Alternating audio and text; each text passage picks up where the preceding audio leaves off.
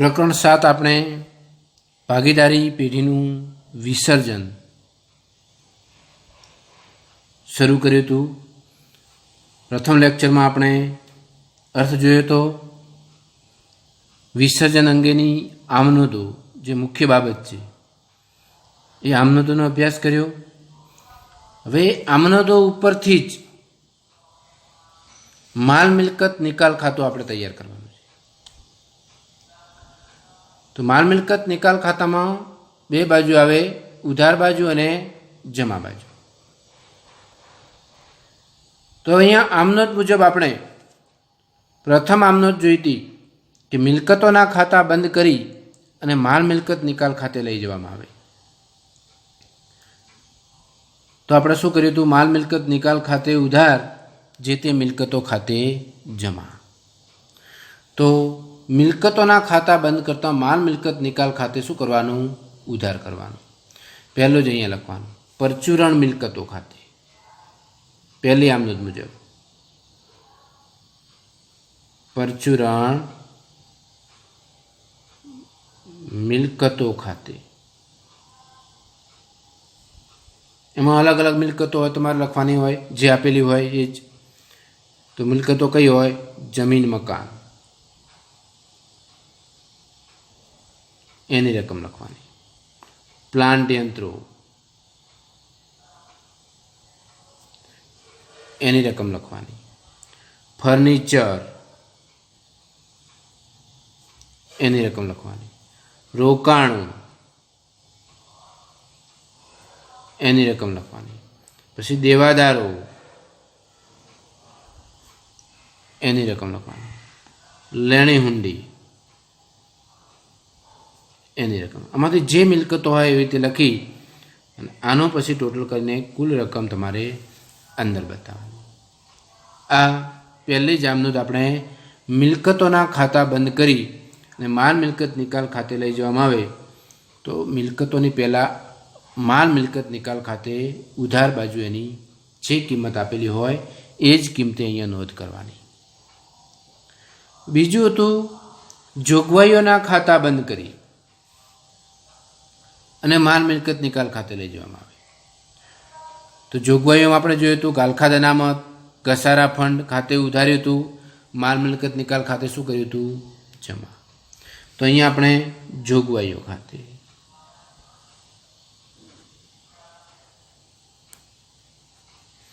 એમાં ગાલખાદ અનામત જોગવાઈ છે, ઘસારા ફંડ એ પણ જોગવાઈ છે,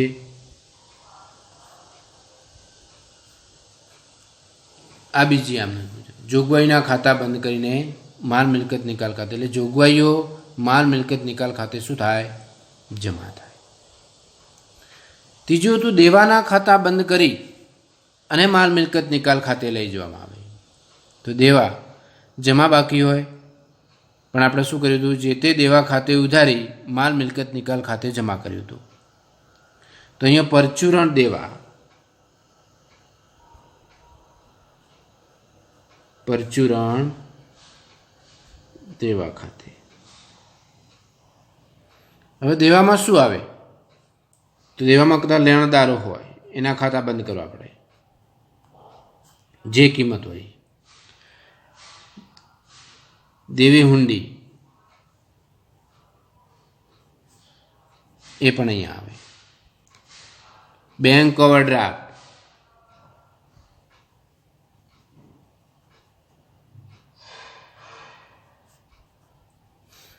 કારીગર નફા ભાગ ભંડોળ એ દેવું છે.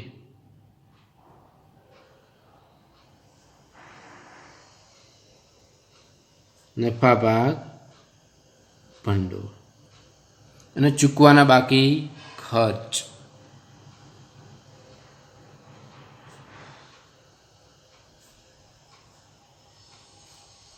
આ ત્રીજી આમનોંધ મુજબ દેવાના ખાતા બંધ કરીને માલ મિલકત નિકાલ ખાતે, એટલે દેવા માલ મિલકત નિકાલ ખાતે શું કરવાના?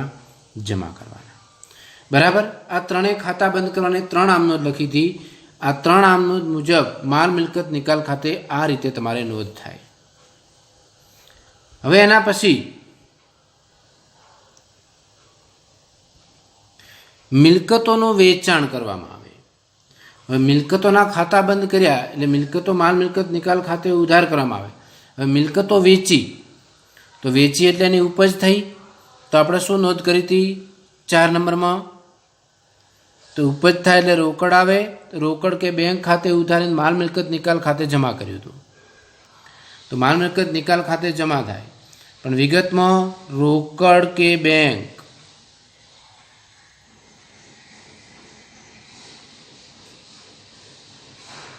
ખાતે એની રકમ અહીંયા લખાશે, પણ કૌંસમાં લખું તમને ખ્યાલ માટે. મિલકતનું વેચાણ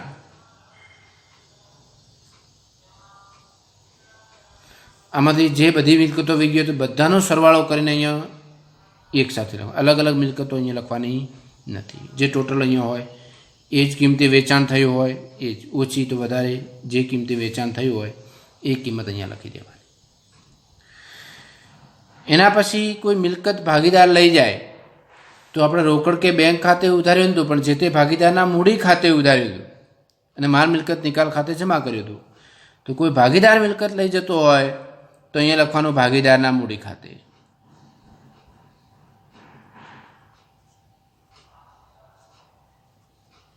મૂડી ખાતે ભાગીદારે લીધેલ મિલકત.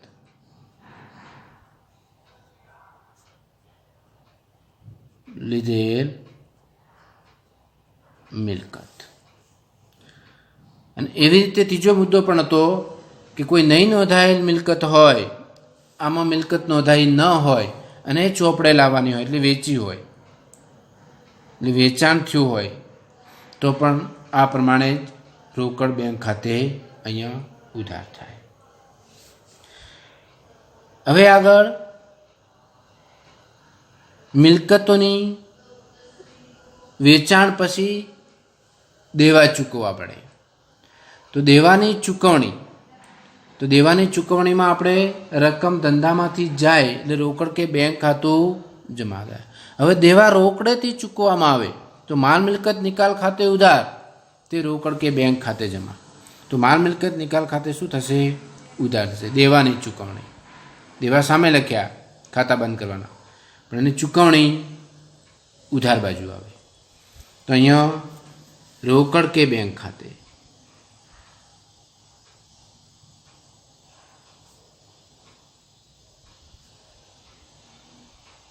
દેવાની ચૂકવણી.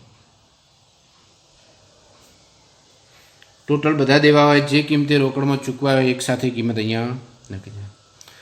હવે કોઈ ભાગીદાર દેવા ચૂકવાની જવાબદારી સ્વીકારે, રોકડેથી દેવું ન ચૂકવામાં આવે પણ ભાગીદારે જવાબદારી સ્વીકારી હોય તો માલ મિલકત નિકાલ ખાતે ઉધારી ભાગીદારના મૂડી ખાતે શું થાય?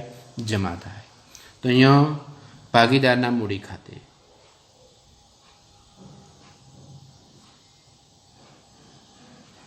મૂડી ખાતે ભાગીદારે સ્વીકારેલ દેવા.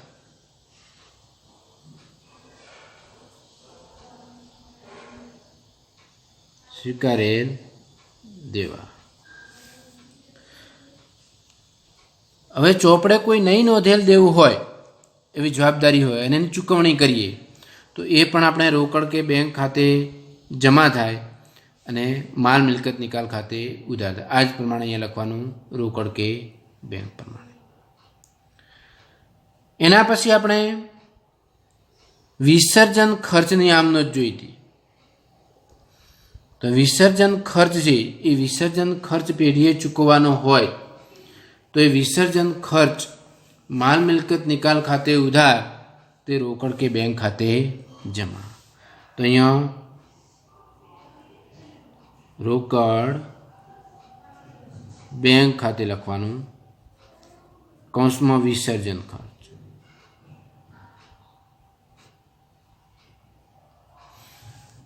કોઈ પણ પ્રકારનો વિસર્જન ખર્ચ. મુખ્યત્વે આટલી વિગતો આવશે. આટલી વિગતોની નોંધ થઈ જાય એના પછી તમારે બંને બાજુના સરવાળા કરવાના અને બંને બાજુના સરવાળા કરશો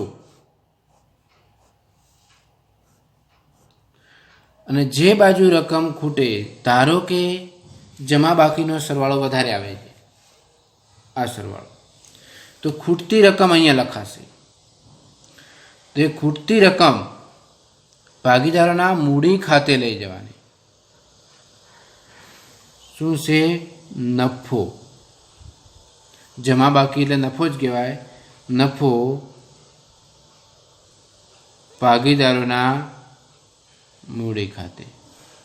જે ભાગીદારો હોય એ ભાગીદારો વચ્ચે એ વહેંચણી કરી અને એમના મૂડી ખાતે આ નફો લખવામાં આવશે. જે પ્રમાણ આપ્યું એ પ્રમાણમાં જે ભાગીદાર હોય. પણ જો ઉધાર બાજુનો સરવાળો વધારે થાય તો ખૂટતી રકમ અહીંયા લખાશે. એ ખોટ એ ભાગીદારના મૂડી ખાતે એ ઉધાર કરવું પડશે. તો આ પ્રમાણે માલ મિલકત નિકાલ ખાતું આપણે તૈયાર કરવામાં આવશે. હવે આપણે આગળ સ્વાધ્યાયમાં જઈએ તો આ પ્રકરણમાંથી મેં તમને વાત કરી હતી. થિયરી પણ પૂછાય છે 3 ગુણના દાખલામાં. આમનું તો પણ પૂછાય છે. મોટા દાખલા આ પ્રકરણમાંથી પૂછાતા નથી, ધ્યાન રાખજો. હવે આપણે સ્વાધ્યાયમાં જોઈએ આગળ તો એક મહત્વનો મુદ્દો છે.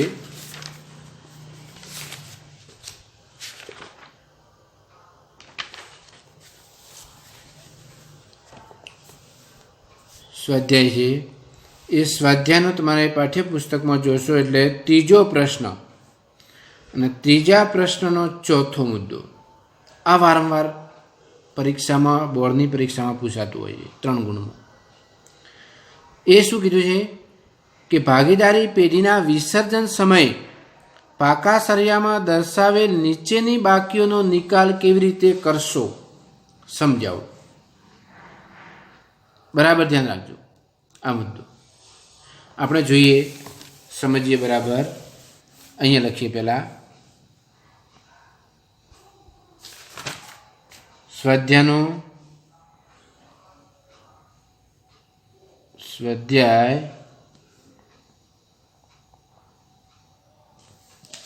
દાખલા નંબર એટલે કે પ્રશ્ન 3.4.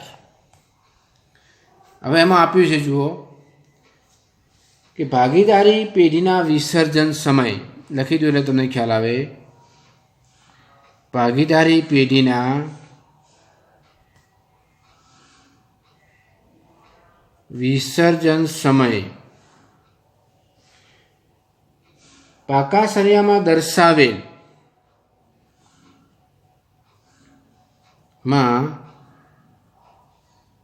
દર્શાવેલ નીચેની બાકીઓનો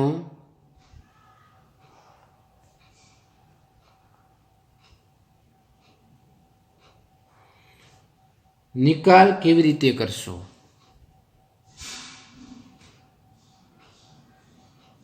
કેવી રીતે કરશો. બાકીઓ આપી છે. પહેલા આપ્યું છે સામાન્ય અનામત.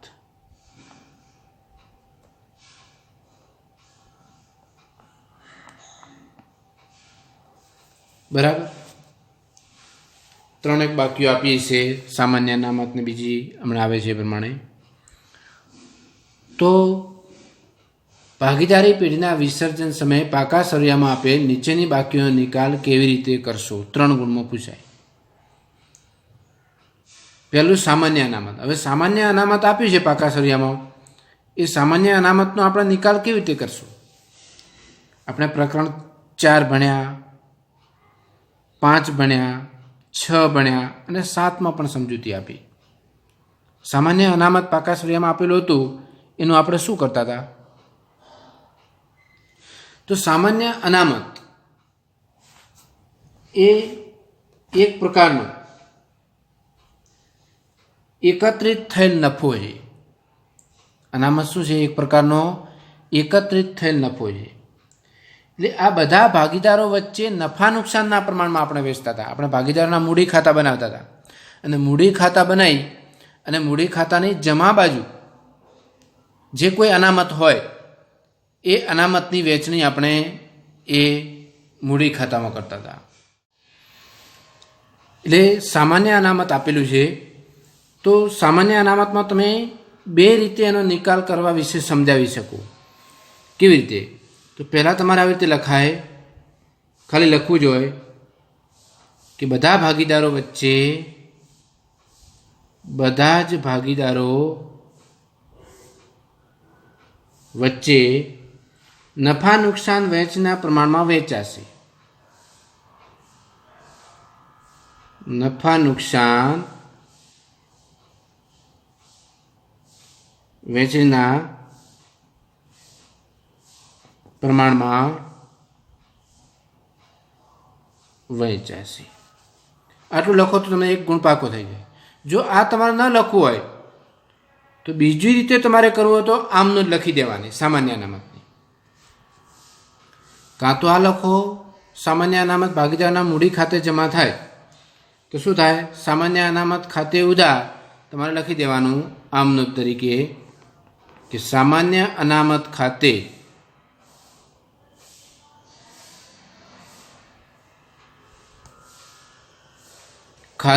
ઉધાર તે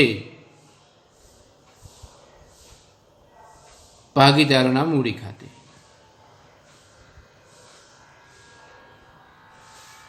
આ પ્રમાણે કાં તો આ રીતે લખો અથવા તો આ રીતે આમનોદ આપી છે એ આમનોદ આપી તમે ગમે રીતે બે પ્રકારમાંથી એક પ્રકારે આનો જવાબ આપી શકો. આ રીતે નિકાલ થાય સામાન્ય અનામતનો. બરાબર. હવે બીજો મુદ્દો લઈએ.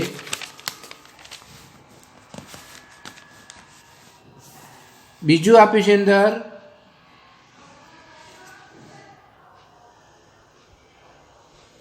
રોકાણ વધઘટ ભંડોળ.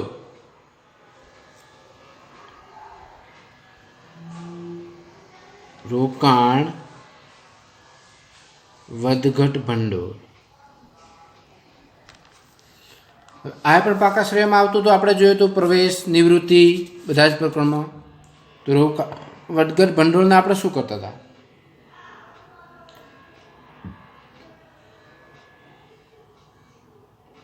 તો રોકાણ વધઘટ ભંડોળ એક પ્રકારનું અનામત છે. એ પણ બધા ભાગીદારો વચ્ચે નફા નુકસાનના પ્રમાણમાં વહેંચાશે, જે ઉપર સામાન્ય અનામતમાં કર્યું છે એ જ પ્રકારે.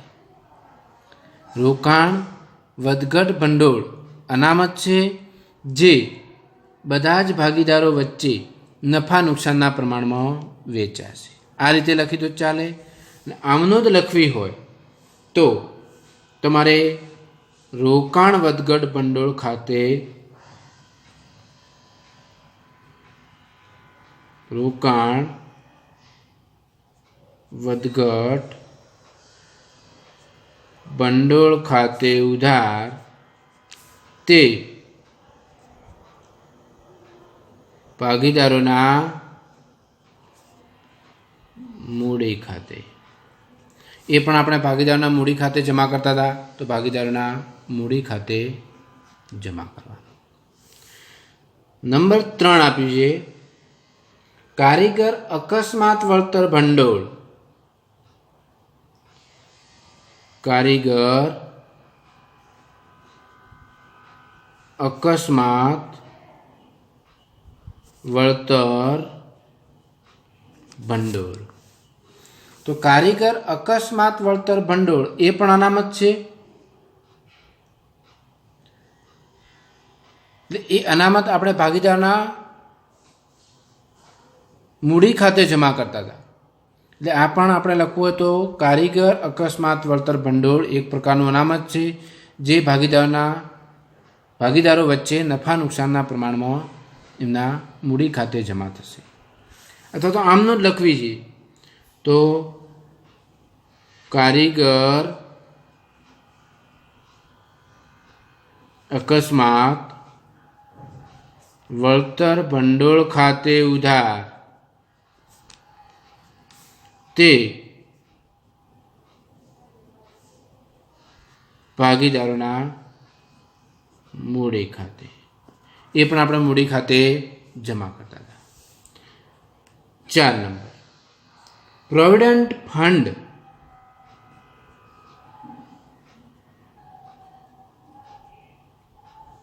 Provident fund. હવે પ્રોવિડન્ટ ફંડ આ શું છે? જોગવાઈ છે, એને જવાબદારી પણ કહેવાય. એક પ્રકારની શું છે? જોગવાઈ, જવાબદારી, દેવું છે એક પ્રકારનું.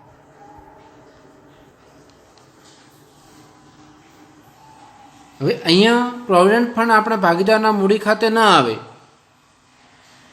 પણ એનો નિકાલ હવે આપણે 7મા પ્રકરણમાં કરવો હોય તો માલ મિલકત નિકાલ ખાતે, ત્યાં આપણે પાકા શ્રેય લખતા હતા, પણ 7મા પ્રકરણ મુજબ આનો નિકાલ કરવો તો માલ મિલકત નિકાલ ખાતે લઈ જવામાં આવશે.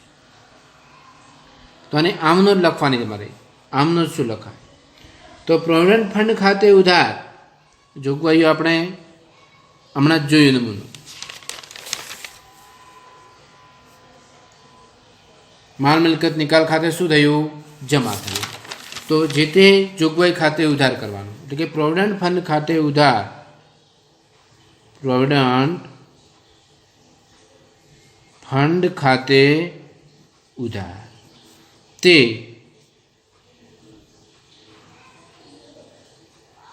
માલ મિલકત નિકાલ ખાતે. આ પણ માલ મિલકત નિકાલ ખાતે ન આવે. અનામતો એ ભાગીદારના મૂડી ખાતે જ લખાશે, ધ્યાન રાખજો. આના ખાતા બંધ ન કરવાના. 5મો,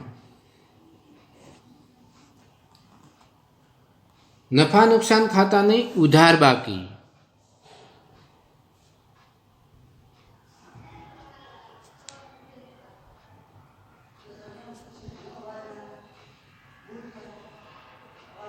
ઉધાર બાકી એટલે શું હોય? ખોટ હોય.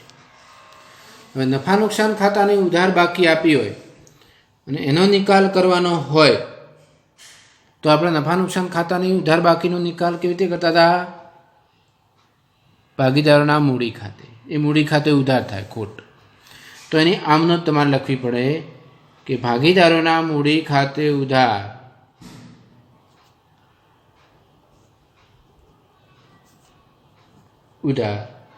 તે નફા નુકસાન ખાતે.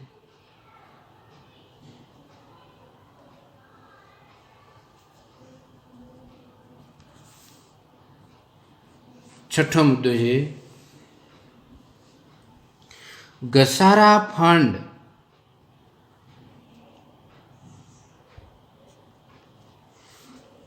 ઘસારા ફંડ,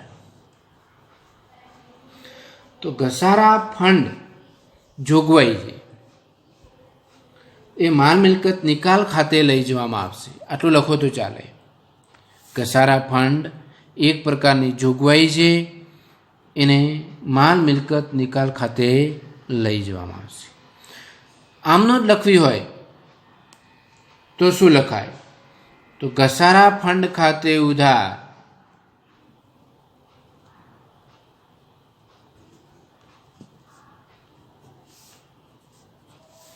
તે માલ મિલકત નિકાલ ખાતે. માલ મિલકત નિકાલ ખાતે આપણે જોગવાઈ શું કર્યું હતું? જમા કર્યું હતું. આટલી વિગતો આપી છે. એક વધારાની વિગત લખી દઉં છું. કારીગર નફા ભાગ ભંડોળ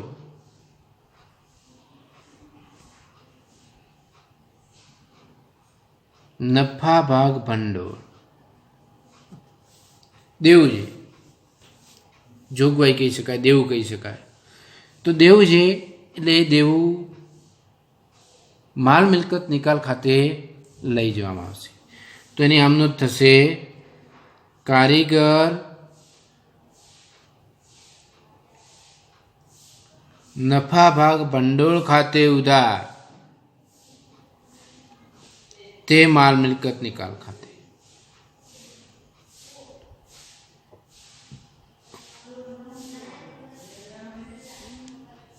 નિકાલ ખાતે. તો આ પ્રમાણે પાકા સર્વેને જે બાકીઓ છે એનો નિકાલ આ પ્રમાણે આમનો જ તમારે લખી અને આમનો જ લખીને આ નિકાલ કરી શકાય. હવે આગળ આપણે નેક્સ્ટ લેક્ચરમાં જોઈશું. આભાર.